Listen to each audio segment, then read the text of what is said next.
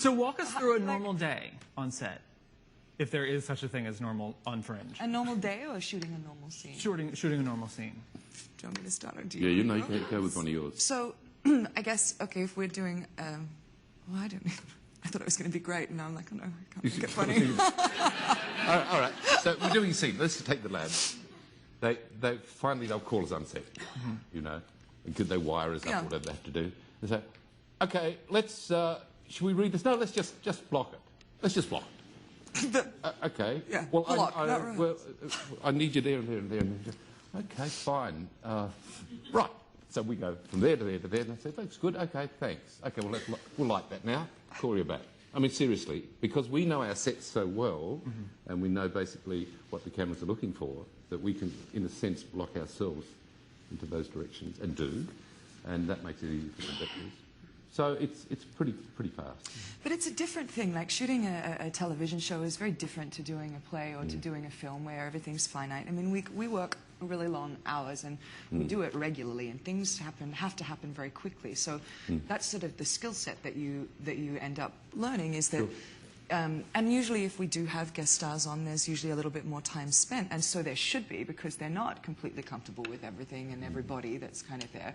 But ultimately, really, I mean, we do that block, and I can take that because then I go and then I think about it. So you learn to kind of, I think you learn to be much more instinctual and less kind of you try to not have a preconceived idea, because I think it's difficult to let that go and then rethink it when you're working quickly than just to go with it straight. And I think probably what happens with all the actors is that within the rhythm of the scene or the arc of the scene, I suspect that everyone, I do, I sort of work out a rhythmic arc of the scene, which will be picked up by the dialogue, how we present, how we play things. So that's done in the preparation off stage.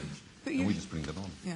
But we have a great cast in that, like, I mean, nobody ever rocks up without knowing their lines, and everybody's always super prepared, and so we have the luxury of doing that quickly because everyone has thought about what they're doing when we arrive. We're never waiting on people. And now with something, say, a special type of episode like the musical episode, how much extra time went into that? I mean, that, because you guys were recording, you were rehearsing, I'm imagining, or just showing up and belting out? Show up, belt it out. And then, well, I didn't belt it, but then we went and did it in our own, we recorded it in our own time, right? We did, yeah. They said, it was like, there's an episode, next episode is, we've got some music in it, we'd like to go, would you go and record this, please? They said, they didn't ask us if we could sing or anything. So, I mean, serious. And so we went into a recording studio and they gave us this song we had to learn, and that was it. Yeah, the only person that wasn't going to sing was Jessica, and she's got the best voice of everybody, and we're like, so she quiet has little to. Jessica complained and got a song. And of course then we saw Lance and his amazing skill. And that's him on the piano too in that episode.